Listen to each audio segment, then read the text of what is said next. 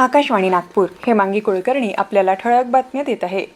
न्यायाधीश परिपूर्ण नसल्यामुळे नाही तर आपल्यातले दोष नजरेआड करण्याच्या न्यायाधीशांच्या भूमिकेमुळे न्यायपालिकेतल्या नेतृत्वाला फटका बसतो असं प्रतिपादन सरन्यायाधीश न्यायमूर्ती सूर्यकांत यांनी काल केलं. कॉमनवेल्थ ज्युडिशियल एज्युकेटर्सच्या 11व्या द्वैवार्षिक बैठकीच्या उद्घाटन सत्रात ते बोलत होते.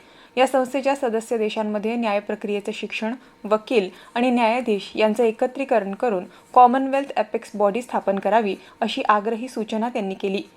नवी दिल्ली इथं 16 ते 20 फेब्रुवारी दरम्यान इंडिया AI इम्पॅक्ट समिट 2026 ही शिखर परिषद होणार आहे. कृत्रिम बुद्धिमत्ता क्षेत्रातल्या जागतिक सहकार्याच्या दृष्टीनं ही शिखर परिषद ऐतिहासिक टप्पा ठरणार आहे. या शिखर परिषदेत संयुक्त अरब प्रतिनिधी मंडळ सहभागी होणार आहे. संयुक्त अरब अमिरातीचे अध्यक्ष मोहम्मद बिन झायेद अल नाह्यान यांच्या वतीनं अबुधाबीचे युवराज खालिद बिन मोहम्मद बिन झायेद अल नाह्यान हे या प्रतिनिधी मंडळाचं नेतृत्व करतील.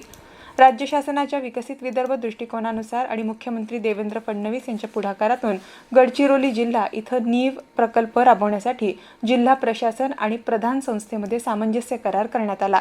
हा प्रकल्प टाटा ट्रस्ट यांच्या सहभागातून 2025 ते 2030 या कालावधीत राबवण्यात येणार आहे.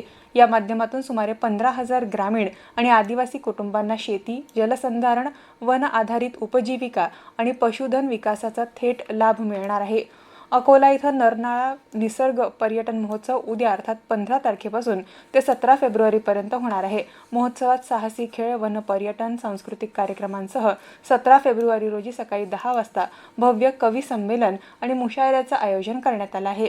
विदर्भात आज अमरावती इथं 35.4 अंश सेल्सिअस इतक्या सर्वाधिक कमाल तापमानाची नोंद करण्यात आली.